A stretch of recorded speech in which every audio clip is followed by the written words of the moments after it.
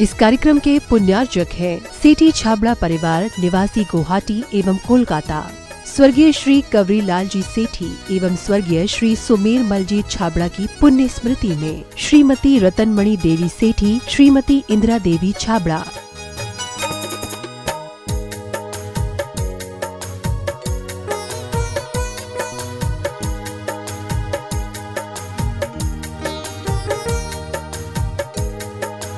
Indira lodges, warehousing और logistic park Guwahati, computer vision works, Vivaran Ghar Guwahati, Navkar www.navkargroup.in, aluminium frame work प्रणाली, column box shuttering खिड़की प्रणाली और वास्तु उत्पादों के निर्माता कोलकाता। माताजी श्रीमती सरोज जैन, श्री नीरज जी जैन, शिखा जैन, श्री दीपक जी, आंचल जैन, आकर्ष जैन, ऋत्वी जैन, यशवी जैन, नेहल जैन और आरना जैन एवं सुख सरोज परिवार, सुख सरोज ज्वेलर्स प्राइवेट लिमिटेड, बगीची नंबर 3/6, गुरुद्वारा वाला साहिब रोड, आश्रम, नई दिल्ली। पिताजी माताजी स्वर्गीय श्री हीरालाल जी एवं स्वर्गीय श्रीमती नर्मदा देवी जी की पुण्य स्मृति में कविता जैन के जन्म दिवस के उपलक्ष्य में काका जी हंसराज जी, पूनम देवी, पुत्र श्री पवन कुमार, मीना देवी, श्री राकेश कुमार, कविता देवी, पौत्र पौत्री रवीना, यश, इच्छति, पार्श्वी, योगविद, समस्त माव ज्योत परिवार, बिरबा वाले, सलूम्बर, उदयपुर, राजस्थान। श्री SP जैन, श्रीमती प्रमिला जी जैन, निवासी पारस कुटीर, C38A, कालका जी, नई दिल्ली। अल्पना, संदीप, पलक एवं नमन, अबू धाबी, यूनाइटेड अरब अमीरात। डॉक्टर वरुण, प्रियंका, सम्यक एवं स्वस्ति, पारस कुटीर, C38A, Kalkaji, New Delhi. Doctor Neelam, doctor Vijay, Ira एवं Vivaan, Canberra, Australia. Doctor Nitin Jain, doctor Kalpana Jain, पुत्र श्रुत जैन, पुत्री अमिया जैन, P21, नवीन शाहदरा, दिल्ली 32।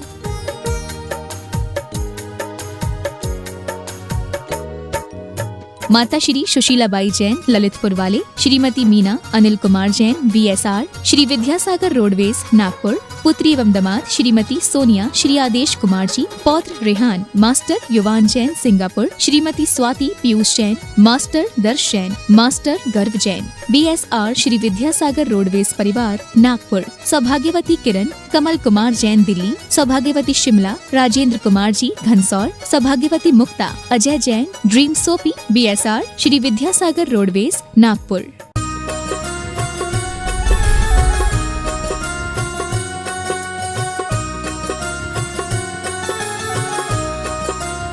बोलिए आदिम तीर्थंकर आदिनाथ भगवान की,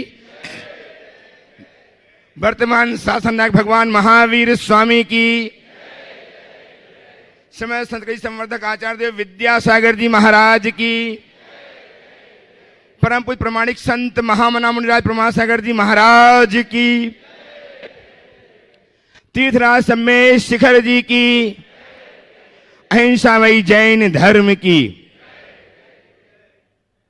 तीर्थराज सम्मेद शिखर की स्वरम परिक्षेत्र में अवस्थित गुणायतन में स्थित परम पूज्य जगत ज्येष्ठ जगत श्रेष्ठ आचार्य भगवान विद्यासागर जी महाराज के परम पूज्य प्रमाणिक संत महामना मुनिराज प्रमासागर की निश्रा में हम आप सब विराजमान हैं। और विराजमान है वे सारे लोग अपने अपने घरों में जो निरंतर पारस चैनल, जनवाई चैनल एवं प्रमाणिक ऐप के माध्यम से अपनी शंकाओं के समाधान अपने घरों में बैठ करके किया करते हैं। मैं आप सबका एवं उन सबका गुणायतन एवं श्री सेवादान परिवार की ओर से वंदन करता हूं, अभिनंदन करता हूं और आपको जोड़ रहा हूं जगत विख्यात परम पूज्य महामना प्रमासागर जी महाराज जो गुणायतन प्रणेता, संघ का संवर्धन प्रवर्तक, भावना योग प्रवर्तक एवं संप्रेक्षण के रूप में जगत विख्यात हैं। हम गुरुदेव के चरणों से जुड़े। उसके पूर्व मैं चाहता हूं कि गुरुदेव का वरद हस्त आशीष के रूप पर हम पर आच्छादित हो। अतः मेरे साथ उच्चारें, नमोस्तु मनश्री, नमोस्तु गुरुदेव, नमोस्तु गुरुदेव। गुरुदेव का मानस चित्र गुणायतन कुछ ही माहों में लोकार्पित होगा और कारण बन रहे हैं आपकी सदा सहायता, आपका उदात्त भाव। बहुत सारे लोग गुणायतन से जुड़े, आज भी जुड़े, उनके नाम में उच्चार रहा हूं और एक गौरव आपके लिए प्रदान कर रहा हूं कि आप भी उनकी भांति गुणायतन से जुड़ करके अपने जीवन को धन्य करेंगे। आपकी तालियों के अनुगूंज उन तक पहुंचे जो निर्माण निधि के रूप में आज ऑनलाइन संबद्ध हुए हैं। श्रीमती प्रियंका मनन जैन पुणे और श्री राजीव जैन मातेश्वरी श्रीमती सुशीला जैन पुणे, इन्होंने अपने आप को संबद्ध किया है निर्माण निधि के रूप में। आपकी तालियां उन तक पहुंचे और उन्हें प्रोत्साहित करें। गुणायतन के स्वर्ण कार्य के लिए श्रीमती साधना राकेश कुमार जैन ग्यारसपुर विदिशा वाले, इन्होंने एक सोने की अंगूठी कल नाम पुकारा गया था। अंत में यदि हो तो अपने स्थान में खड़े होकर के गुरुदेव का आशीर्वाद प्राप्त कर लें बहुत बहुत साधुवाद के साथ। और हम आमंत्रित कर रहे हैं सौम्या जैन अमेरिका के जन्मदिन पर, श्री संतोष जी, स्वप्निल जी जैन, ज्योति जैन, श्रीना जैन भोपाल से ये आए, गुरुदेव चरणों की अभिवंदना करें। इन्होंने आज स्वर्ण कार्य के लिए 10 ग्राम सोना प्रदान करके अपने जीवन को स्वर्णिम बनाया है। आपकी तालियां इनके शुद्धांत भाव के लिए निरंतर बजती रहनी चाहिए। और सम्मान के लिए आमंत्रित कर रहा हूं श्रीमान बीरेन जी, संगीता जी छावड़ा, कोडरमा प्रवासी बेंगलोर, जो गुणायतन के ट्रस्टी हैं, एवं श्रीमान डॉक्टर SK जैन सतना, ये आए और इनका सम्मान करके गुणायतन के गौरव को संवर्धित करें। निर्माण मित्र के रूप इसी क्रम में संबद्ध किया है अपना आपको श्रीमती पुष्पा देवी ज्ञानचंद जी मोदी, श्रीमती सपना मोदी, श्रीमती श्रद्धा मोदी रतलाम ने। सादर आमंत्रित कर रहा हूं, वे आए, गुरुदेव चरणों की अभिवंदना करें, आशीर्वाद प्राप्त करें और इनका सम्मान करने के लिए आमंत्रित कर रहा हूं श्रीमान प्रमोद जी, गमनलाल जी धूलिया ट्रस्टी गुणायतन, एवं श्रीमान सुहास जी शाह मुंबई ट्रस्टी गुणायतन, ये आए सम्मान करने के लिए। निर्माण मित्र से संबद्ध हुए हैं। श्रीमती पुष्पा देवी सीखता से आ जाइए, पुष्पा देवी आ जाए, ज्ञानचंद जी मोदी, सपना मोदी, श्रद्धा मोदी रतलाम नहीं आए। आज जिन्होंने गुणायतन के गुणायतन के स्तंभ के रूप में अपने आप को संबद्ध करके अपने जीवन को धन्य किया है, श्रीमान राजकुमार जी जैन, श्रीमती ललिता जैन, श्री निशित जैन, श्रीमती बबीता जैन, अतिशय जैन, अयांश जैन बेंगलोर। प्रमोद जी ने क्या किया? प्रमोद जी का सम्मान करेंगे आप, डॉक्टर सुहास जी प्रमोद जी का सम्मान करेंगे। इन्होंने क्या किया?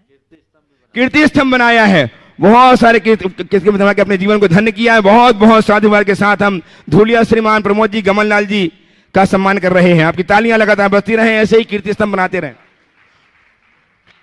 राजकुमार जी, श्रीमती ललिता जी, निशित जी, श्रीमती बबीता जी आ जाए, सीखता से आ जाए बेंगलोर से। इनका सम्मान करने के लिए सादर आमंत्रित कर रहा हूं गुणायतन के स्वयं संरक्षक श्रीमान विजय शरावगी साहब एवं श्री राजन जी शोभाजी जैन विदिशा को। श्रीमान विजय जी शरावगी कोलकाता CA और गुणायतन के स्वयं संरक्षक एवं श्रीमान राजन जी शोभाजी जैन विदिशा।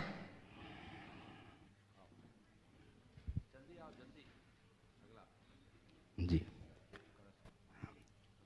और आज बड़े सौभाग्य क्षण है जबकि श्रीमान मुकेश जी चंदनवाला पाटौदी, गुणायतन समय शिक्षक इंदौर, इन्होंने गुरुदेव का चातुर्मास कलश अमृत सिद्धि के रूप में विराजमान किया था। उसे प्राप्त करने के लिए गुरुदेव चरणों में आए, आशीर्वाद लें और कलश प्राप्त करके जीवन को धन्य करें। श्रीमान मुकेश जी चंदनवाला पाटौदी, वैभव नगर इंदौर, इनका सम्मान करने के लिए आमंत्रित कर रहा हूं गुणायतन के ट्रस्टी श्रीमान राकेश जी चांदीवाल एवं श्रीमान अशोक जी सराफ भोपाल को। आइएगा सम्मान करने के लिए राकेश जी, अशोक जी सराफ चांदीवाले आगरा से, राकेश जी चांदीवाले, अशोक जी सराफ। तालियां लगातार बजती हैं। एक बहुत बड़ा उपक्रम इन्होंने किया अपने जीवन का, जबकि गुरुदेव के 2022 के चातुर्मास में अमृत सिद्धि का स्थापित करके जीवन को धन्य किया है। आपकी तालियां लगातार इनके सम्मान में बजती रहनी चाहिए। और इंदौर में भी पूर्णमती माता जी का मुख्य कलश उन्होंने विराजमान किया था। कितने सौभाग्यशाली इनका जीवन, इनके जीवन की हम बहुत बहुत सराहना करते हैं। ये निरंतर ऐसे ही अनेक अनेक शुभ कार्यों में अपने आप को लगाए रखें।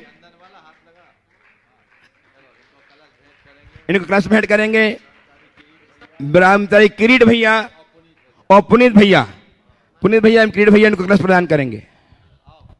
आइए किरीट जी, पुनीत जी और सुनील जी, सुधीर जी बिलाला, सुनील जी राजरानी, सुधीर जी, नितिका जी बिलाला परिवार, जो प्रांतीय अध्यक्ष है मालवा प्रांत के गुणायतन के, जो ट्रस्टी हैं गुणायतन के, जो निरंतर अपनी सेवाएं, अपनी भक्ति गुरुदेव चरणों में अर्पित करते रहते हैं। ऐसे बिलाला परिवार जिन्होंने सर्वांग सिद्धि का स्थापित किया था चातुर्मास में, ससम्मान पूरे परिवार को आमंत्रित कर रहा हूं। सुधीर जी, नितिका जी, सुनील जी, राजरानी जी, बिलाला परिवार आ जाएं, गुरुदेव चरणों की अभिवंदना करें और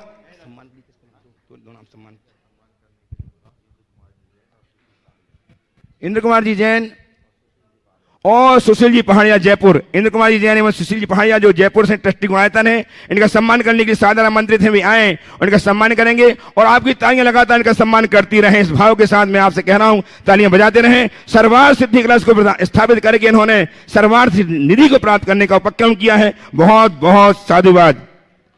आइए श्रीमान इंद्र कुमार जी एवं लोहाड़िया जी सम्मान करेंगे और इन्हें कलश प्रदान करेंगे। ब्रह्मचारी विजय भैया जी एवं प्रेमचंद जी और डीसी धर्मचंद जी जैन जयपुर जो श्रोमणी शिक्षक गुणायतन है। प्रेमचंद जी जो गुणायतन के संरक्षक हैं और भैया जी आप जानते हैं जो विदेशों के ब्रह्मचारी हैं। ऐसे भैया जी आज कलश प्रदान करेंगे।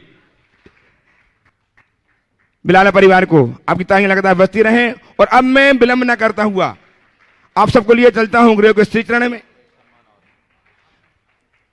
और हम आज हमारे बीच में वह व्यक्तित्व विराजमान है जिन्हें हम जानते हैं ब्रह्मचारी पुनीत भैया के माता पिता के रूप में, जो सागर से हमारे बीच में हैं। श्रीमान हरीशचंद जी एवं हरीशचंद जी बिमला जी जैन जो ट्रस्टी हैं गुणायतन के, सागर में रहते हैं, सादा आमंत्रित हैं। गुरुदेव चरण का अभिनंदन करें, पूरे परिवार के साथ आ जाएं। श्रीमान हरीशचंद जी बिमला जी जैन ट्रस्टी गुणायतन सागर जो पुनीत भैया जी के ब्रह्मचारी पुनीत भैया संघस्थ उनके गृहस्थ जीवन के माता पिता हैं। आइएगा, आपकी तालियां लगातार बजती रहे। पुनीत भैया के माता पिता आज हमारे, इनका सम्मान करने के लिए श्रीमान आशीष जी अजमेरा एवं श्रीमान रितेश जी जैन उदयपुर ट्रस्टी गुणायतन सम्मान करने के लिए जाए। आशीष जी अजमेरा गया जो ट्रस्टी गुणायतन है, जो सुपुत्र हैं देवन जी अजमेरा के। आइए सम्मान, आपकी तालियां लगातार, तालियां तो बजती ही रहना चाहिए। हम ऐसे व्यक्तियों का सम्मान करने जा रहे हैं जिनके माध्यम से एक श्रमण तैयार होगा जो जन जन का कल्याण करने में कारण बनेगा। ऐसे पुनीत भैया के माता पिता का हम सम्मान करते हैं। हाँ, और अब मैं प्रथम प्रश्न के लिए आमंत्रित कर रहा हूं श्रीमती संगीता जी गौहाड़े अपनी बहन के साथ अकोला से, जो ट्रस्टी गुणायतन है, जिनका जीवन गुरुदेव की प्रेरणा पाकर के निरंतर धर्म मार्ग में प्रवृत्त हो रहा है। ऐसी श्रीमती संगीता जी गौहाड़े और तैयार रहेंगे श्रीमान अखिलेश जी मीना जी सतभैया परिवार टीकमगढ़ ट्रस्टी गुणायतन। नमोस्तु गुरुदेव। गुरुदेव गुरुदेव, सत्य हमारी जीवन की बड़ी पूंजी है, लेकिन सत्य हमें सब कुछ हासिल भी हो सकता है इसी सत्य से, लेकिन यही सत्य झूठ के सामने हमेशा हार क्यों जाता है? देखिए, बहुत अच्छी बात कही। सत्य से हमें सब कुछ हासिल हो सकता है और होता भी है। आपने कहा है यही सत्य झूठ के सामने हार क्यों जाता है। मेरा मानना है सत्य हारता नहीं है। सत्य के प्रति निष्ठा कम होने के कारण हमें ऐसा लगता है कि हम हार गए। सत्य हारता नहीं, वो प्रभावित होता है, पराजित नहीं होता, पर हम मान लेते हैं कि वो हार गया। सच्चे अर्थों में जो सत्यनिष्ठ है वो किसी भी परिस्थिति में हारते नहीं। हरिश्चंद्र का उदाहरण हम सबके सामने है। देखने में लगा था कि सत्य हार गया, लेकिन अंततः सत्य सत्य था, उसकी जीत हुई। तो हमारी निष्ठा प्रबल होगी तो सब हमारे जीवन में सहज घटेगा। नमोस्तु गुरुदेव। हाँ, उपस्थित हों श्रीमान अखिलेश जी मीना जी जैन सतभैया परिवार टीकमगढ़ ट्रस्टी गुणायतन। तैयार हैं श्रीमान असित जी अर्चना जी बेणाड़ा ट्रस्टी गुणायतन कोलकाता। परम पूज्य गुरुदेव के चरणों में बाबूलाल सतभैया परिवार का तरवार नमोस्तु नमोस्तु नमोस्तु। गुरुदेव सिद्ध क्षेत्र, अष्ट क्षेत्र और तीर्थ क्षेत्र, तीन क्षेत्र कहलाते हैं। सिद्ध क्षेत्र वो भूमि है जहाँ से भगवान सिद्ध हुए। अक्षय क्षेत्र जहाँ कोई अक्षय होता है। तीर्थ क्षेत्र नाम क्यों पड़ा और इसका क्या अर्थ है? बहुत अच्छा। सिद्ध क्षेत्र, अक्षय क्षेत्र और तीर्थ क्षेत्र। आपने सिद्ध क्षेत्र और अक्षय क्षेत्र का अर्थ तो बता दिया। तीर्थ क्षेत्र क्या है आपने पूछा है। देखिए, तीर्थ क्षेत्र तो तीनों हैं, चाहे सिद्ध क्षेत्र हो चाहे अक्षय क्षेत्र हो। ये तीनों के तीनों क्षेत्र तीर्थ क्षेत्र के अंतर्गत है। और एक और होता है कल्याणक क्षेत्र, जहाँ हमें तीर्थंकरों का कल्याणक हुआ, वो हमारे लिए विशेष क्षेत्र होता है। तीर्थ क्षेत्र वह क्षेत्र कहलाता है जहाँ हमारे भावों में अक्षय प्रकट हो, हमारी भाव विशुद्धि बढ़े, और जहाँ आकर हम भाव सागर से तरने का उपाय प्राप्त करें, वो तीर्थ क्षेत्र है। तो ये सब तीर्थ क्षेत्र है, और अभी आप सबका सौभाग्य है आप तीर्थ क्षेत्र में नहीं, शाश्वत सिद्ध तीर्थ क्षेत्र में हो। हाँ, आइए श्रीमान असित जी, अर्चना जी वेणाड़ा, ट्रस्टी गुणायतन कोलकाता तैयार हैं। डॉक्टर संतोष कुमार जी जैन सतना, ट्रस्टी नमस्ते गुणायतन। महाराज जी, जब तीर्थंकरों के चरित्र पुराण में पढ़ते हैं तब आता है कि उनके 10 भाव बहुत संघर्षपूर्ण रहे, लेकिन जब शांति प्रभु के पढ़ते हूँ तो उनका 12 भाव बहुत ही अच्छा से व्यतीत हुआ और उन्होंने बहुत ही पुण्य का अर्जन किया। तो साथी से पुण्य के साथ अगर उनको 3 पद मिला तो इसमें क्या हानि था, जबकि बोला जाता है कि हुंडाव सर्पणी दोष के कारण उनको 3 पद मिला।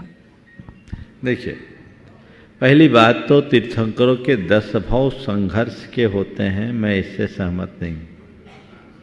उनके 10 भाव प्राय मिलता है। सुनो, आपने बोल दिया, अब बारी मेरी है। उनके 10 भाव संघर्ष के नहीं, 10 भाव उत्तरोत्तर उत्कर्ष के होते हैं, और उत्कर्ष के लिए थोड़ा संघर्ष तो करना ही पड़ता है। हम प्रत्येक तीर्थंकर के चरित्र को जब पलट कर देखते हैं तो ये पाते हैं कि ये बस बढ़ते ही गए हैं, पीछे नहीं लौटे 10 भावों में, और ये इनका पुण्यातिशय बढ़ता ही जाता है। इसीलिए पुण्य फला अरिहंता कहा जाता है। आपने बहुत अच्छी बात की कि शांतिनाथ भगवान के साथ 12 भाव ऐसे जुड़ते हैं, हालांकि मुझे स्मरण नहीं है, आपने बोला है तो जरूर बारीकी से पढ़ा होगा, इसलिए आपकी ही बात को प्रमाण मान करके मैं बोल रहा हूँ, नहीं तो कोई मुझसे कह दे महाराज जी आपने ऐसे कैसा कह दिया, पर ये जो कही है सही कही होगी। तो मैं ये कह रहा हूँ कि 12 भाव में उनने किया इसलिए एक्स्ट्रा मिल गया। बिल्कुल मिला तो कुछ एक्स्ट्रा किया तभी मिला, ऐसे नहीं मिला। हाँ, रिजर्वेशन रहता है, पर कई बार कुछ नियोग बदल भी जाते हैं किसी की भवितव्यता के प्रताप से। भले हम इसे हुंडाव सर्पणी का परिणाम बोले, ये दोष नहीं है, ये एक घटना है जिस काल के कारण ऐसा हो गया, नहीं तो 2 और मिल जाते हमारे लिए महापुरुष, पर नहीं मिले कोई बात नहीं, पर जो भी उनको मिला वो उनके जीवन काल के लिए हम सबके लिए एक आदर्श मिला। हालांकि उनका चक्रवर्ती होना मूल्यवान नहीं है, उनका कामदेव होना भी बहुत अर्थपूर्ण नहीं है, उनका तो तीर्थंकर होना ही हम सबके लिए लाभप्रद है, और वो बन करके हम सबके लिए रास्ता प्रशस्त कर गए। आइए डॉक्टर संतोष कुमार जी जैन सतना से, ट्रस्टी गुणायतन, और तैयार हैं श्रीमान सुशील जी निर्मला जी पहाड़िया, ट्रस्टी गुणायतन जयपुर। मुनीश्री के चरणों में मेरे परिवार से एवं अतुल दुबे सतना की ओर से त्रिवार नमोस्तु नमोस्तु नमोस्तु। मुनीश्री, मेरे मन में शंका है कि जैसे आचार्य के 36 मूल गुण होते हैं, उपाध्याय के 25 मूल गुण होते हैं, एवं साधु के 28 मूल गुण होते हैं, किंतु पद में उपाध्याय जो हैं साधु से ऊंचे होते हैं, तो उनके मूल गुण कम क्यों होते हैं? अरे भैया, ये 25-28 के साथ है, एडिशनल है, ऐसा मत सोचना कि 3 कम है। ऐसा नहीं है कि उपाध्याय को मुनियों के 28 मूल गुणों का पालन नहीं करना होगा, चाहे आचार्य हो चाहे उपाध्याय हो, उनको पहले मुनि होना होगा, और मुनि के साथ ही अतिरिक्त गुण है, ऐसा समझ। चलिए आगे। उपस्थित हों श्रीमान सुशील जी निर्मला जी पहाड़िया, ट्रस्टी गुणायतन जयपुर। तैयार हैं श्रीमान सुशील जी राजरानी बिलाना जी परिवार, गुणायतन प्रांतीय अध्यक्ष मालवा प्रांत के इंदौर से, ट्रस्टी गुणायतन। नमोस्तु गुरुदेव, नमोस्तु नमोस्तु। गुरुदेव, नीति वाक्यामृतम में पढ़ा कि पराजित शत्रु को दंडित किए बिना छोड़ देना, अपने भविष्य के संकट को आमंत्रित करना है। तो एक तरफ तो हमने ये पढ़ा कि उसको दंडित किए बिना नहीं छोड़ा, एक तरफ पार्श्वनाथ जी का देखते हैं तो उन्होंने 10 भाव तक क्षमाई धारी, तो फिर ऐसा क्या है इसको? देखिए, एक है नीति, एक है अध्यात्म, दोनों अलग अलग चीज़ें हैं। नीति व्यापकता से देखी जाती है और अध्यात्म वैयक्तिक रूप से देखा जाता है। राज्य नीति से चलता है और साधना अध्यात्म से होती है। अगर कोई राजा किसी शत्रु को हराकर ऐसे ही छोड़ दे तो वो उसके लिए भयानक बन सकता है और वापस वो संगठित होकर के उसको नुकसान दे सकता है, भारी नुकसान दे सकता है। इसलिए नीति कहती है शत्रु को केवल पराजित मत करो, शत्रु को पस्त कर दो ताकि दोबारा उठ ही ना सके, उसका सिर कुचल दो। लेकिन अध्यात्म की जब बात होती है तो अध्यात्म बाहर की शत्रु को देखता ही नहीं, वो भीतरी शत्रु की तरफ दृष्टिपात करने की प्रेरणा देता है कि अपने भीतर की शत्रु को देखो और उसे जड़ मूल से उखाड़ो। पारसनाथ भगवान ने भी अपनी शत्रु को उखाड़ा है, पर बाहर नहीं, कमठ तो बाहर था, असली शत्रु तो कर्म था जिसको वो उखाड़ते चले और हर भाव में उनका उत्कर्ष हुआ, अंततः जन उखाड़ दिए, वो अरिहंत बने। अरिहंत कौन होता है? हाँ, जो शत्रुओं का हनन करे। तो पारसनाथ ने अपने शत्रु का हनन किया कि क्षमा किया? हाँ, समझ गए? तो क्षमा की बात कहाँ? तुम लोग उल्टा करते हो, जो शत्रु नहीं हो उससे लड़ते हो और जो असली शत्रु उसको क्षमा करते उसको गले लगाते हो। असली शत्रु कर्म है, उसकी सत्ता उखाड़ो, अध्यात्म ये कहता है। बाहर के शत्रु से लड़ने में तुम्हें कुछ उपलब्धि होगी, ये संशय, इसमें संदेह है, पर भीतरी शत्रु का अगर जड़ उखाड़ोगे तो तुम्हारी सही अर्थों में जय है। तो वो अरिहंत बनने की प्रेरणा दी। अध्यात्म करता है, कहता है अपने भीतर के शत्रु को जड़ उखाड़ो जो अनंत भवों से तुम्हारा पराभव करता आया है। इसलिए उन्होंने इस शत्रुता की परंपरा को ही नष्ट कर दिया। उन्हें दिखता था ये क्या मेरा शत्रु है, ये तो केवल निमित्त बनकर आया है, खेल तो खिलाने वाला भीतर बैठा है, खत्म करना है तो उसको करो। तुम लोग निमित्तों को पकड़ करके बैठ जाते हो, मूल को भूल जाते हो, इसीलिए सवाल खड़ा होता है। इसलिए अरहंत के उपासक हो तो शत्रु को माफ मत करना।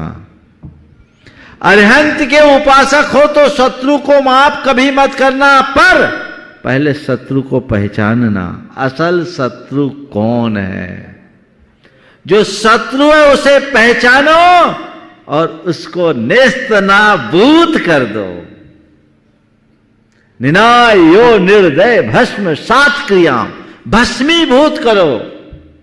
जो शत्रु को छोड़ देते हैं ना, वो उपशम श्रेणी चढ़ के नीचे गिर जाते हैं। केवल ज्ञान किनको होता है? जो कर्मों का क्षय करते हुए, क्षय का मतलब क्या है? विनाश। उपशम यानी दबा दो, थोड़ी देर के लिए खदेड़ के भगा दो। शत्रु को खदेड़ के भगाओगे फिर सिर उठाकर खड़ा हो जाएगा, और शत्रु को खत्म कर दोगे तो उठने लायक ही नहीं बचेगा। इसलिए अरिहंत बनो, समझे? भीतर के शत्रु को पहचानो, वो हमारे जीवन का मूल लक्ष्य और ध्येय होना चाहिए। आइए श्रीमान सुधीर जी, निकिता जी, बिलाला, सुनील जी, राजान जी बिलाला, गुजरात प्रांतीय अध्यक्ष मालवा प्रांत के, इंटरेस्ट गुजरात इंदौर से। सुधीर जी, निकिता जी बजाएं। हो गया, एक ही है। हाँ, बोलो अगला।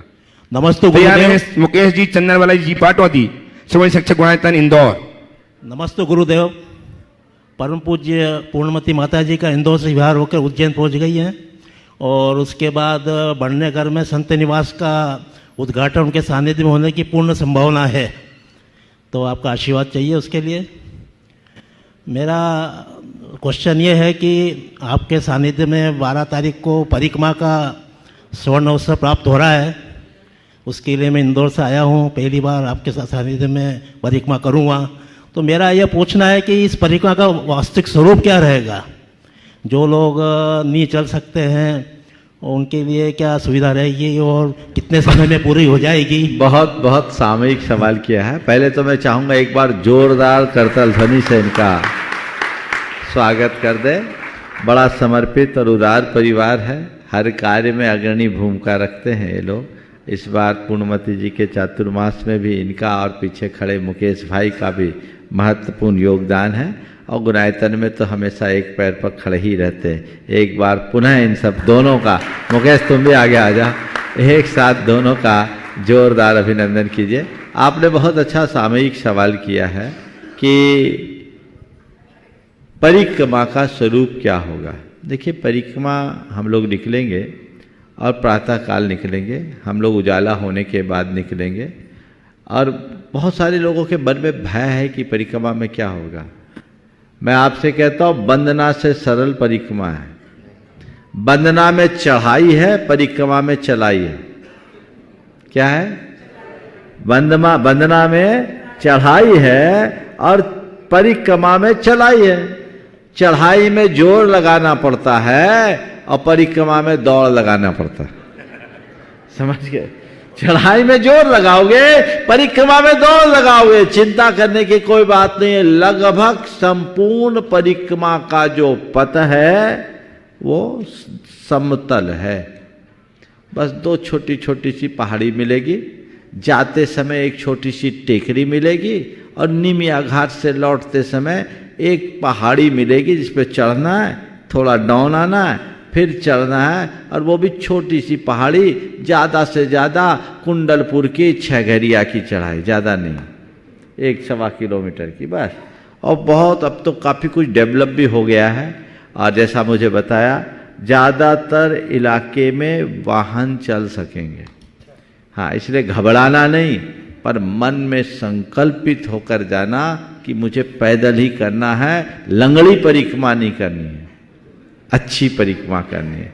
मनोबल आपको चढ़ाएगा। जैसे आपको वंदना में सामान्य रूप से लगभग 12 घंटे लगते हैं, तो ये परिक्रमा भी बहुत से बहुत अगर आप चलो तो 10 से 12 घंटा से ज़्यादा का पूरा कार्यक्रम नहीं है। और हम तो एक ही दिन में परिक्रमा करते आए हमेशा, पर चलो इस बार बहुत समूह है। पहले भी जब अधिक समूह के साथ चलते तो सब उम्र के लोग और सब स्थिति के लोग, जिनके घुटने खराब है वो भी चल ले, तो हमने इसलिए 2 दिवसीय कार्यक्रम रखा। सुबह हम लोग यहाँ से निकलेंगे और प्रातःकाल निकलने के बाद रास्ते में चर्या होगी, और निमिया घाट में हम लोग विश्राम करेंगे, शंका समाधान करेंगे आराम से। और निमिया घाट से यहाँ का हमारे चाल से 2.5 घंटे का रास्ता है। आप लोगों 3-4 घंटे, इससे ज़्यादा नहीं लगता। आराम से लोग आ जाएंगे। आप बिल्कुल चिंता मत कीजिए। आप ऐसी परिक्रमा करोगे और ऐसे आनंद मग्न होकर के चलोगे कि आपको पता ही नहीं लगेगा कि परिक्रमा हमने कब कर दी। और ऐसे आप लोग एकल परिक्रमा में जब जाते हो तो आपके कोई साधन रास्ते में नहीं मिलता, पर इस बार कमेटी ने संपूर्ण व्यवस्थाएं आपकी एक क्लास व्यवस्था कर रखी है, इसलिए सोचना ही नहीं है, अब तो बस चलना है। जो मनोभाव लेकर आप लोग आए हैं, या जो रास्ते में हैं, या जो आने का मन बना रहे हैं, वो पक्के हो जाए और भरपूर आनंद के साथ इस परिक्रमा का लाभ उठाएं। मुझसे पूछा, महाराज परिक्रमा का फल क्या है? जब हम वंदना करते हैं तो एक एक टोक की करते हैं, पर हमारे लिए तो पूरा पर्वत पूज्य है, इसका कण कण पावन है। तो जब हम परिक्रमा करेंगे तो संपूर्ण पर्वत की वंदना होगी। समझ रहे? ऐसे टोकों की होती। आप 21 टोक की वंदना करके आ जाते हैं गंधर्व स्वामी समेत। बाकी परिक्रमा में तो पूरे पर्वतराज की वंदना है। बाकी कैसे परिक्रमा करना है वो मैं एक दिन पहले बताऊंगा। आइए श्रीमान मुकेश जी, चंद्रवाला जी पाटौदी, सुब्रमण्य संक्षक गुणायतन, वैभव नगर इंदौर, और तैयार रहेंगे श्रीमान रितेश जी, अल्पा जी जैन, ट्रस्टी गुणायतन उदयपुर। नमोस्तु महाराज श्री। महाराज श्री, एक समस्या है कि महाराज श्री आजकल टोपी वाले तो दिखते नहीं हैं, लेकिन टोपी पहनाने वाले महाराज जी बहुत हो गए हैं।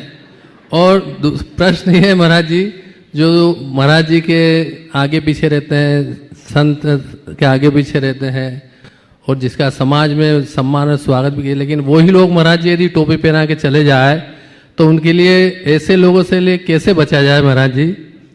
देखिए, ये बात सही है, टोपी पहनते नहीं हैं, टोपी पहना देते हैं, पर पहली सलाह तो दूंगा कि लोग तुम्हें टोपी पहना दो पर तुम संकल्पित रहो, हम किसी की टोपी नहीं उछालेंगे। क्या बोल रहा हूं? लोग तुम्हें टोपी पहनाए ये बात की बात है, पर पहले हम ये संकल्प लें कि हमें किसी की टोपी नहीं उछालनी है।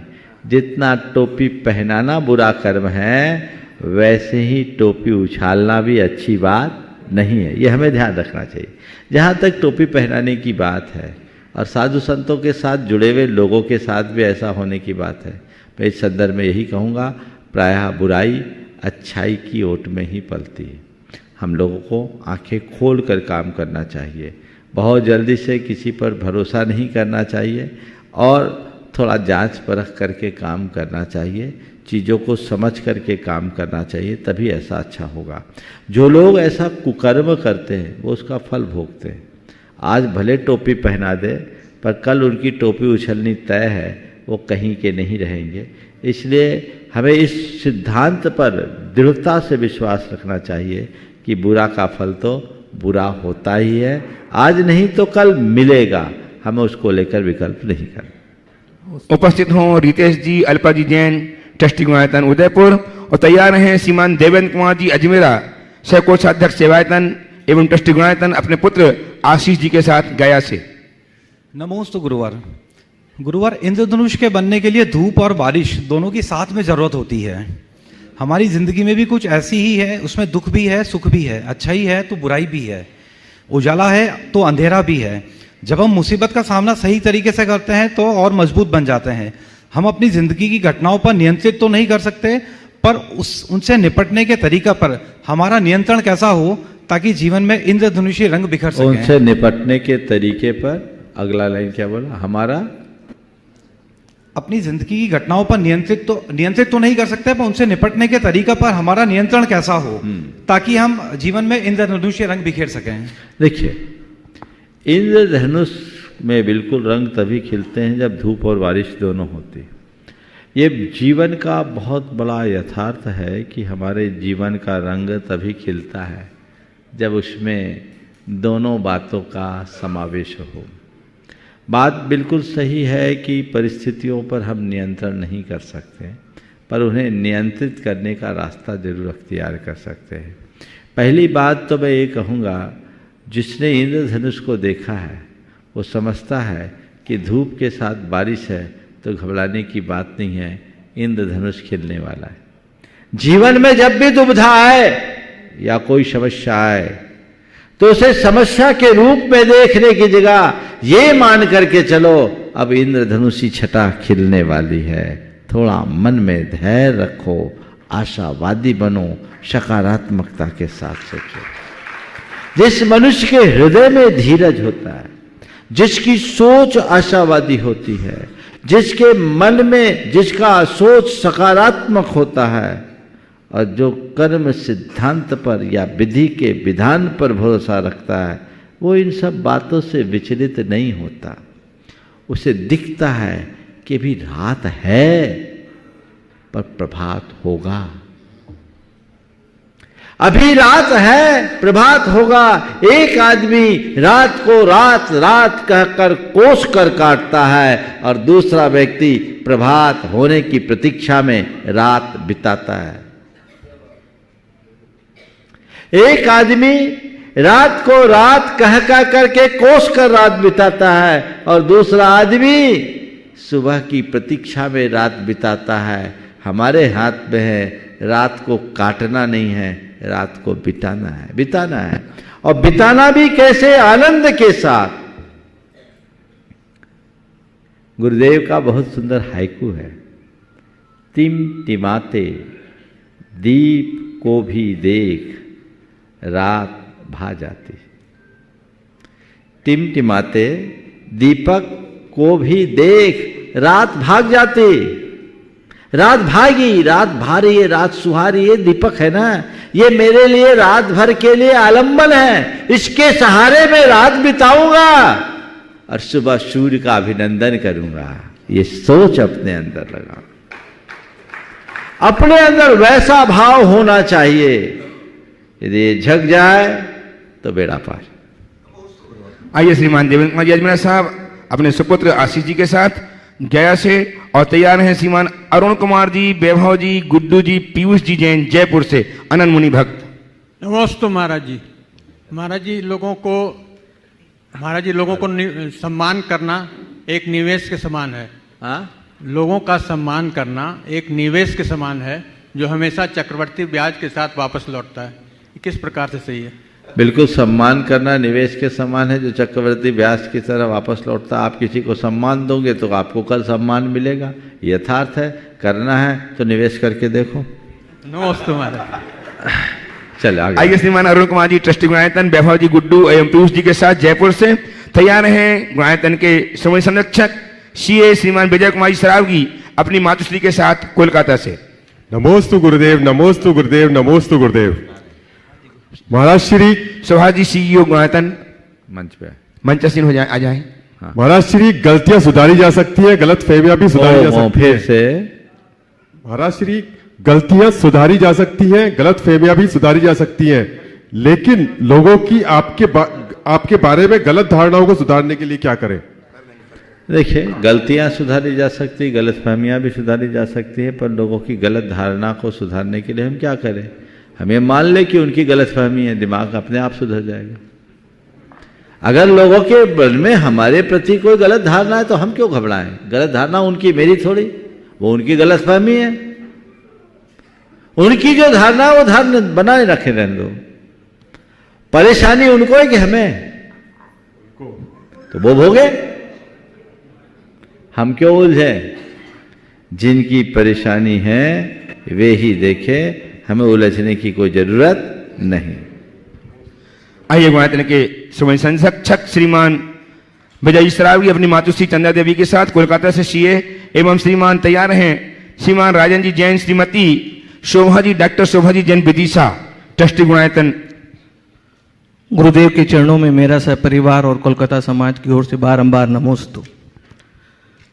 गुरुदेव कहते हैं दानम दुर्गति नाशनम, तो क्या दान कैसा हो, किसको हो, और क्या दान देने से सचमुच पाप कटते हैं?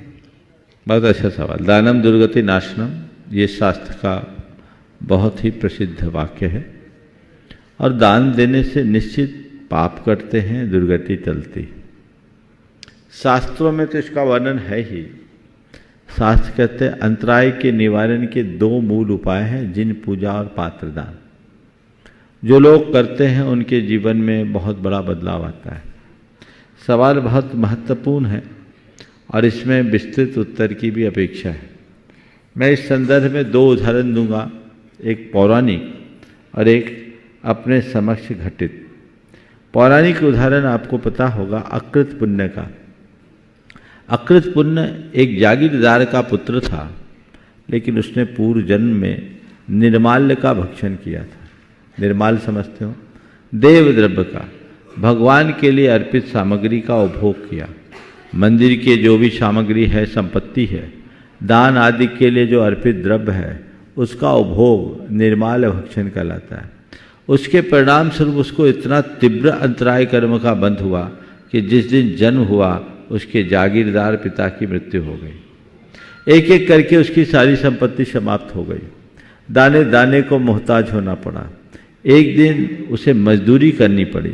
जिसके यहाँ मजदूरी करने गया वो बच्चा था, लेकिन जिसके यहाँ गया वो कभी उनका मुनीम होता था। उसने पहचान लिया, उसे सोने के मुहरे दी, पर वो मुहर भी रास्ते में गिर गई, उसे पता नहीं लगा।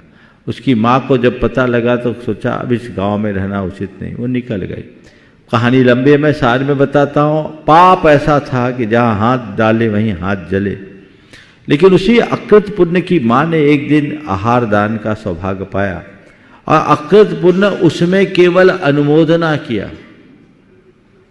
एक अक्षीण महानस रिद्धि के धारी मुनिराज का आहार का सौभाग्य मिला, और उस अकृत पुण्य के उस आहार दान के अनुमोदना के बाद मृत्यु हुई। मैं कहानी को बहुत संक्षेप में बता रहा हूं। उस दान के पुण्य के फलस्वरूप वह स्वर्ग का महर्दिक देव हुआ और देव बनकर वापस उसी मां का पुत्र बना जिसका नाम हुआ धन्य कुमार। धन्य कुमार चरित्र सबको पढ़ना चाहिए। वो धन्य कुमार जहां जहां गया उसका घोर अभ्युदय हुआ, पलट कर नहीं देखा। पाप पुण्य में कैसे पलटता है, दुष्कृत्य से पाप कैसे हावी होता है और पाप को पुण्य में कैसे पलटा जाता है, मैं समझता हूं इससे अच्छा उदाहरण और कोई दूसरा नहीं होगा। हालांकि पुराणों में पात्रदान की अन्य भी कथाएं।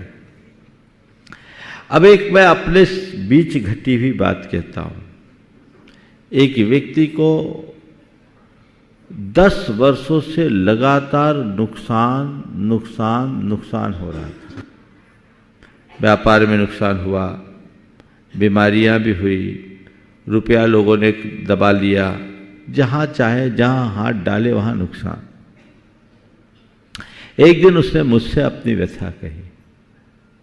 बोले महाराज जी कोई रास्ता नहीं दिखता, जहां हाथ डालता हूं वहां नुकसान होता है। मैंने उसको सलाह दिया कि देख भाई, तेरा तीव्र अंतराय कर्म का उदय है, ऐसे समय में तू कुछ मत कर, तेरे पास कुछ बचा है कि नहीं? बोले महाराज जी भाग्य से केवल एक प्रॉपर्टी बची है और मकान बचा है, बाकी तो लगभग सब खत्म है, धंधा तो बैठ ही गया है। हमने कहा ठीक है, जो है उसको बचा के रख, लेकिन तू अभी कहीं कोई निवेश मत कर, तू एक काम करना शुरू कर, रोज भगवान की पूजा आराधना शुरू कर और रोज दान देना शुरू कर। तुझे बिना दान दिए भोजन नहीं करना है, भले तेरी शक्ति के अनुरूप तू 1 रुपया का भी दान दे, पर उत्साह के साथ दान देना कि दान दे करके ही मैं मुंह में अनाज डालूंगा। सुनकर आश्चर्य करोगे, उस व्यक्ति ने मेरी बात का पूरी तरह अनुकरण किया और 6 महीने नहीं हुए दिन फिर गए। जो उसकी प्रॉपर्टी थी उसकी बहुत कम वैल्यू आंक रहा था, संयोग से 120 फीट चौड़ी सड़क निकल गई। उसके प्रॉपर्टी के आगे किसी दूसरे की प्रॉपर्टी थी, वो सड़क में चले गई। इसकी वैल्यू 6 गुनी बढ़ गई और वो आज मुड़ कर नहीं देख रहा। ये सामने की बात है। कई लोगों के साथ ऐसा हो सकता है, जो दान देता है उसका उत्कर्ष होता है, पर तभी जब आप उत्तम भावों के साथ दान दो। आप लोग दान देते कम हो, गिनते ज्यादा हो। मैंने यहां उतना दे दिया, वहां उतना दिया, गिनोगे गिनाओगे नहीं। उदारता से, अपने आप को कृतार्थ करने के भाव से। और दूसरा उदाहरण और दे दूं, नाम लेके दे देता हूं। अपना अतुल भाई है, सबके बीच का है, अतुल अधानी है ना। वो जब मेरे पास पहली बार आया तो गुणायतन के अकाउंट में पेमेंट डाल के आया, ट्रस्टी का, समझ गया। दर्शन करने अजमेर में आया, दे के आया और यहां आते ही उसके भाव हो गए शिरोमणि बनने के। और गया और मन में सोचा, हालांकि थोड़ा टाइम लिया था, मन में सोचा कि जब मैं चुकाऊंगा तभी दर्शन करने जाऊंगा। और उस व्यक्ति को ऐसी वृद्धि हुई कि आज हर काम में आगे आता है। और उस समय बोला, महाराज जी जिस समय हमने एक कमिटमेंट किया था उस समय हमारे कुल एसेट इतने थे, रकम इतनी थी, और आज सब काम में सबसे पहले की बात वो करता है। दान से उत्थान कैसे होता है इसका जीवंत उदाहरण है वो। और आप देखो उसके भावों को, कभी पीछे होता है, तुरंत करता है, तुरंत करता है, करता ही चलता है। ऐसे एक नहीं बहुत हैं, सब है यहां जितने बैठे सब उसी लाइन के हैं। लोग बोलते हैं महाराज के पास ज्यादा पैसे वाले होते हैं। मैं कहता हूं पैसे वाले नहीं होते, पैसा के प्रति उदारता रखने वाले होते हैं, तो और पैसा वाले बन जाते हैं, है ना। उदारता रखोगे तो बढ़ोगे, पुण्य से पुण्य बढ़ता है, ये ख्याल सबके मन में होना चाहिए।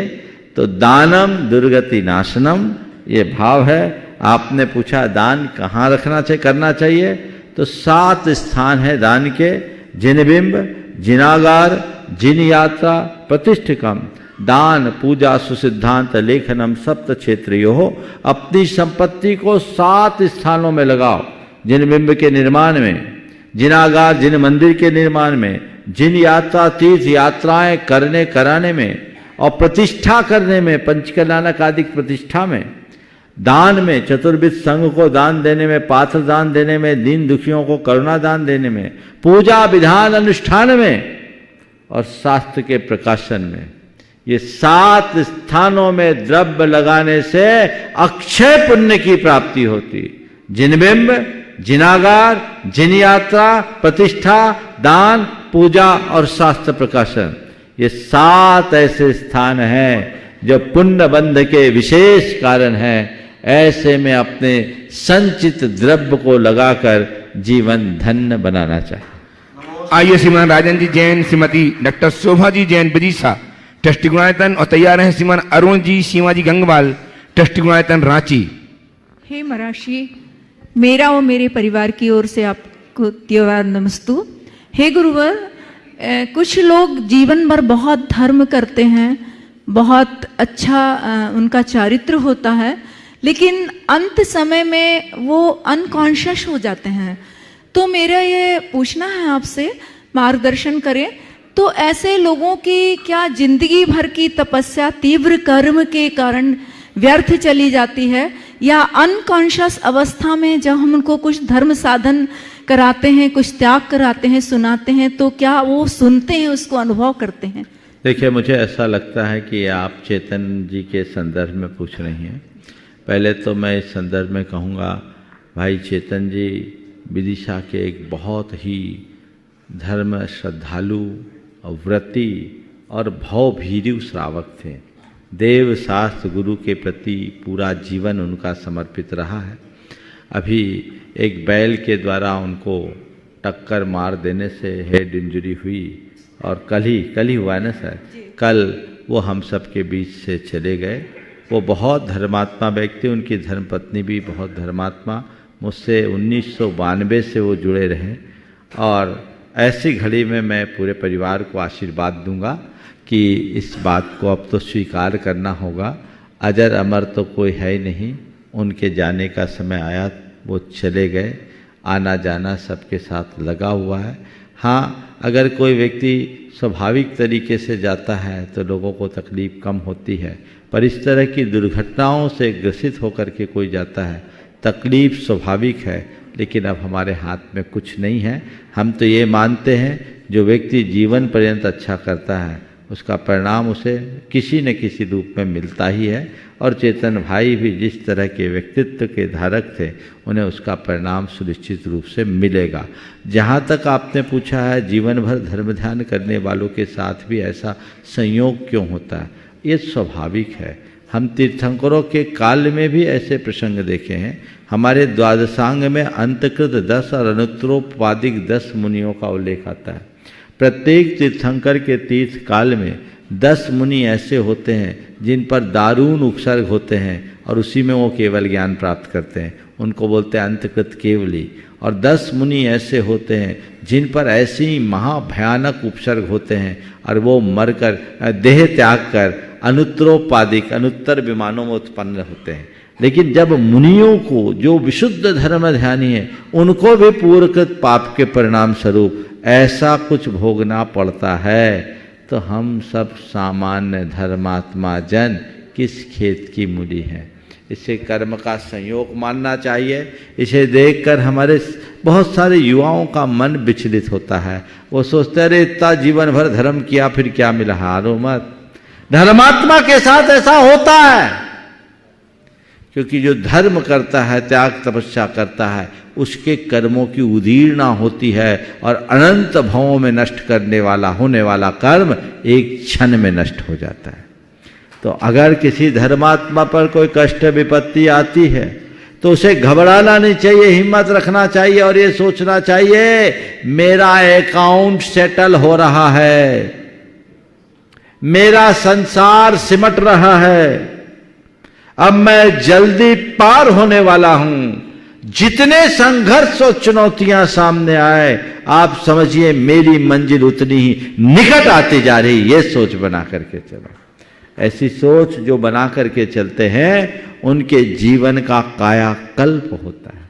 तो हमें उस तरफ अपनी दृष्टि बनाकर रखनी चाहिए, वैसी सोच रखनी चाहिए। जीवन भर जो हमने अच्छा किया वो व्यर्थ नहीं जाता। जहाँ तक अनकॉन्शियस होने की बात है तो मैं मानता हूँ जिस समय वो अनकॉन्शियस हुए उस घड़ी उनके परिणाम जो होंगे वही उनके अंतिम परिणाम मानना चाहिए और वो परिणाम उनके कल्याण के कारण होंगे। महाराज श्री के प्रवचन सुन के वो आ रहे थे दोपहर में, बिल्कुल अच्छे ही परिणाम होंगे ये मान करके चलना चाहिए। और कई बार हमारा कॉन्शियस ऊपर से नहीं रहता, अंदर तो होता ही है, चेतना है, उपयोग है। तो अंदर का उपयोग निश्चित उनका कल्याणकारी बन सकता है। ऐसी घड़ी में हमें ऐसे लोगों के प्रति बहुत सकारात्मक भाव रखना चाहिए। पुनः चेतन जी के साथ जुड़े हुए पूरे उनके साधर्मियों और परिवार को आशीर्वाद। उपस्थित हों श्रीमान अरुण जी, सीमा जी गंगवाल, ट्रस्टी गुणायतन रांची, और तैयार रहे श्रीमती चंद्रवाला जी, अशोक जी सराफ, ट्रस्टी गुणायतन भोपाल, जो परम पूज्य निर्णय सागर जी महाराज के गृहस्थ जीवन के मामा मामी हैं। नमोस्तु गुरुवर। प्रश्न सामायिक है और दान से संबंधित है, हालांकि थोड़ा सा टच किया था पिछले प्रश्नकर्ता ने।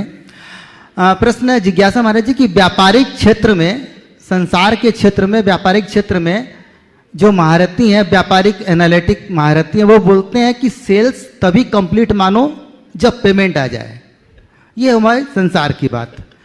अब धर्म के क्षेत्र में दान कब कंप्लीट माने, दान का पुण्य कब कंप्लीट माने, दान की राशि बोलते ही या दान की राशि देने के बाद? वही फार्मूला लागू होता है जो तुम्हारे दुनिया में होता है। शेष तभी कंप्लीट मानो जब पेमेंट आ जाए और दान का पुण्य तभी पक्का मानो जब चुका दो। बोलकर क्या होगा, घोषणावीर बहुत होते हैं। कई लोग तो बोल देते हैं। सुनो और एक बात, कोई पेमेंट न दे और कुछ हो जाए तो वहाँ ज़्यादा गड़बड़ न भी हो, पर तुमने कहीं दान बोल दिया और नहीं चुकाया तो तुम्हारे सिर का कर्जा हो गया। वो महान दुर्गति का कारण बन सकता है, क्योंकि तुम्हारे सिर पर देवद्रव्य आ गया। यदि तुमने बोला है तो चुकाने का भाव रखकर ही बोलो, और जितना चुकाने की सामर्थ्य है उतना ही बोलो। कई लोग हैं बड़ी बड़ी बोलियां बोल देते हैं। अभी एक आदमी ने बोला, बहुत बड़ा फिगर बताया, बोला इतना कर्जा है। कौन सा कर्जा भी? हमने कहा मार्केट का कर्जा। बोले नहीं, इतना दान का कर्जा है। दान का कर्जा है। हमने कहा भैया बहुत बड़ा फिगर था, मैं मंच से नहीं बोल सकता, छोटा मोटा फिगर नहीं था, और हर जगह उस दान बोलता है तो दान का कर्जा। पर मैं उस व्यक्ति की सराहना करूंगा, उसने जो कमिटमेंट किया। मैंने कहा कैसे चुकाओगे? बोले मेरा तय है, इतनी प्रॉपर्टी मेरी है, मैं चुका दूंगा, जिस दिन होगा चुका दूंगा। और मेरा कंडीशनल बोला हुआ, पर महाराज मैं उसको कर्जा मानता हूं। मैं तो सोचा शायद इतना वेल सेटल्ड आदमी, उसने जैसे बोला महाराज हम पर इतना कर्जा है, तो बोले इतना कर्जा है तो तुम बोलियां कैसे बोलते हो? बोले महाराज वही तो कर्जा है। पहले मैंने सोचा ये आदमी बड़ा फिगर बता रहा है और बोल रहा है इतना कर्जा है। मैंने पूछा इतना कर्जा है तो तुम बोलियां कैसे बोलते? बोले महाराज वही कर्जा। मैं सोचा व्यापार का कर्जा। बोले महाराज वो आपके आशीर्वाद से बिल्कुल अच्छा चल रहा है, पर हम इसको अपना कर्जा मानते हैं। आप आशीर्वाद दो, जल्दी चुक जाए। हमारी एक प्रॉपर्टी है महाराज, वो बिक जाए तो हम कर्जा से निर्भर हों। ऐसे लोग हैं। ये तुम्हारे प्रेमचंद जी है। हाँ, एकदम कोई भी बोले बस हमारी प्रॉपर्टी जो हम बेचेंगे हमारा चुक जाएगा। तो दान बोलो तो केवल बोलने तक सीमित मत रहो। चुकाने का भाव रखो। बोलने के लिए बोला है कि चुकाने के लिए बोला है? पहले तो ये बताओ। बोलने के लिए बोला है तब तो। जो बोलने के लिए बोलते हैं उन और चुकाने का भाव नहीं रखते, उनकी ऐसी दुर्दशा हो जाएगी कि कभी बोलने लायक भी नहीं बचेंगे। इसलिए बोलने के लिए मत बोलना, देने के लिए बोलो, जिससे जीवन का उत्कर्ष हो। हमारे समाज में दो तरह के लोग हैं। कुछ लोग तो ऐसे इधर बोलते इधर चुकाते हैं, और कुछ लोग हैं जो बोल तो देते हैं, लेने के लिए आयोजकों के चप्पलें घिसती है। बहुत सारे लोग, ऐसा काम मत करना। दानम दुर्गति नाशनम उन्हीं के लिए है जो उदारता को अपनाते हैं। अपने दारिद्र्य को नष्ट करो। अगर फालतू के कार्यों में अपना द्रव्य लगाओगे और दान बोल करके दान चुकाने का भाव नहीं रखोगे तो भविष्य में पक्के तौर पर दरिद्र और भिखारी बनोगे, इसमें कोई संशय नहीं। उपस्थित हों श्रीमद चंदवाला जी, अशोक जी सराफ, ट्रस्टी गुणायतन भोपाल। तैयार हैं गुणायतन के ट्रस्टी सागर से सीमा हरीश जी, बिमला जी जैन, जो पुनीत भैया के गृहस्थ जीवन के माता पिता हैं। नमोस्तु गुरुवर, नमोस्तु मेरे एवं मेरे परिवार के आराध्य मुनि श्री प्रमाण सागर जी को त्रैबार सत नमन नमन नमन। मुनिवर भोपाल में विराजमान मुनि श्री माधव सागर जी का आपको नमोस्तु नमोस्तु नमोस्तु। पंचायत कमेटी चौक भोपाल एवं समस्त ओम सवाल तो कर ले बाबा। हाँ जल्दी बोलो, गाड़ी छूटने वाले। का नमोस्तु। गुरुवर, जैन धर्म दक्षिण अमेरिका, इथोपिया आदि क्षेत्रों में पहले फैला हुआ था, ऐसा तथ्य खुदाई में मिल रहे हैं, अब से अत्यधिक मात्रा में मिल रहे हैं। फिर भी आज हमारा जैन धर्म इतना संकीर्ण क्यों होता जा रहा है? देखिए, जैन धर्म के संकीर्ण होने के कई कारण हैं। इस पर मैंने अनेक बार विस्तार से कहा। एक तो राजनीतिक संरक्षण का अभाव, साधु संतों के विहार का अवरोध, कुछ प्राकृतिक व्यवस्थाएं ऐसी बाधा बनी जिससे जैन धर्म सर्वव्यापी नहीं हो पाया। पर आज वर्तमान में जैन धर्म का स्वर्ण काल मुझे दिख रहा है, क्योंकि आज दिगंत तक जैन धर्म की गौरव गाथा गूंज रही है। मुझे पूर्ण उम्मीद है कि अगर इसी तरह की स्थिति रहे तो हम धीरे धीरे अपने पुराने गौरव को पुनः प्राप्त कर सकेंगे। आइए सीमा हरीश जी, बिमला जी जैन, ट्रस्टी गुणायतन सागर से, और तैयार हैं कटनी से प्रमोद जी शास्त्री, कक्का शास्त्री परिवार से। नमोस्तु महाराज जी, नमोस्तु महाराज जी, नमोस्तु महाराज जी। महाराज जी, समस्त बाहुबली कालीन सागर की ओर से नमोस्तु महाराज जी।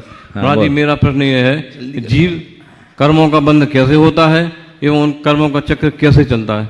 कर्मों का बंध कैसे होता है, कर्मों का चक्र कैसे चलता है? देखो, आचार्य कुंद ने इसका बड़ा सुंदर समाधान दिया। अति संक्षेप में बोलता हूँ।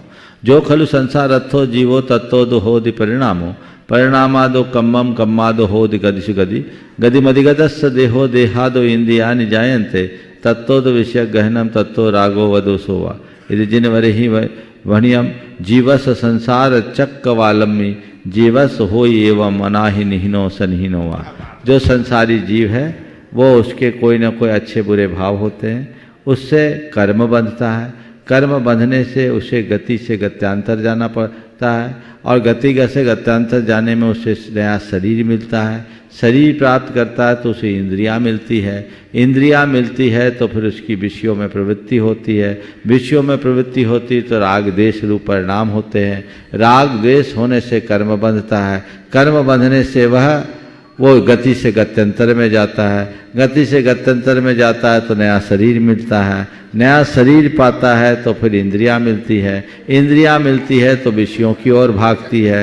विषयों की ओर भागती है तो राग द्वेष होता है। राग द्वेष करता है तो कर्म बनता है। ये चक्र चलता है। समझ गए? ऐसा अनादि से चलता आ रहा है। अभव्य का अनादि अनिधन है और भव्य का ये अंत प्राप्त हो सकता है। चलिए, प्रमोद जी का प्रश्न आज लंबित है, ओवर समाप्त हो गया। यहीं पर बहुत सारे नाम से बहुत सारे नाम। परम पूज्य आचार्य गुरुवर श्री विद्यासागर जी महाराज की जय।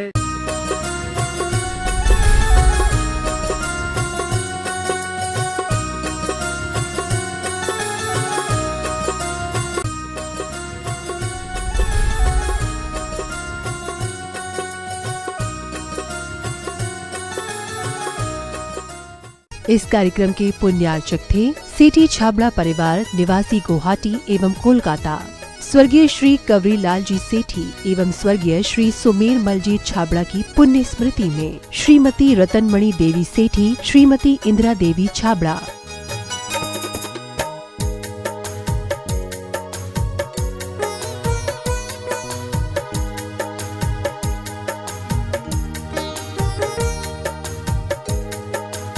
इंदिरा लॉजेस, वियर हाउसिंग और लॉजिस्टिक पार्क गुवाहाटी।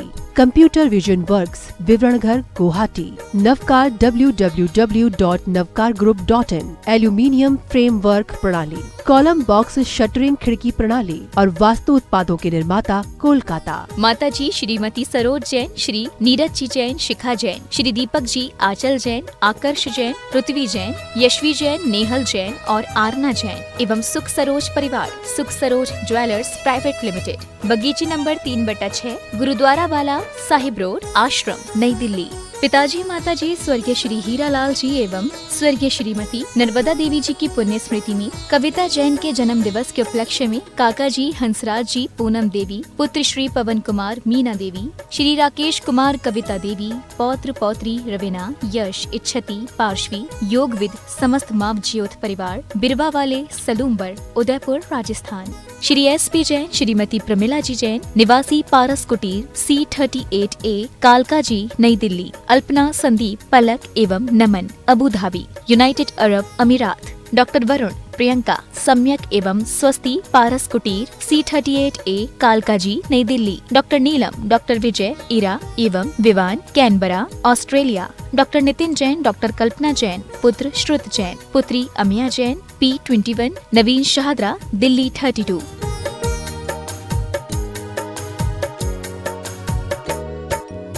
माता श्री सुशीलाबाई जैन, ललितपुर वाले, श्रीमती मीना, अनिल कुमार जैन, VSR, श्री विद्यासागर रोडवेज, नागपुर। पुत्री एवं दामाद श्रीमती सोनिया, श्री आदेश कुमार जी, पौत्र रेहान, मास्टर युवान जैन, सिंगापुर। श्रीमती स्वाति पीयूष जैन, मास्टर दर्श जैन, मास्टर गर्व जैन, BSR, श्री विद्यासागर रोडवेज परिवार, नागपुर। सौभाग्यवती किरण, कमल कुमार जैन, दिल्ली। सौभाग्यवती शिमला, राजेंद्र कुमार जी, घनसौर। सौभाग्यवती Mukta, Ajay Jain, dream soapy, BSR, Shri Vidyasagar roadways, Nagpur.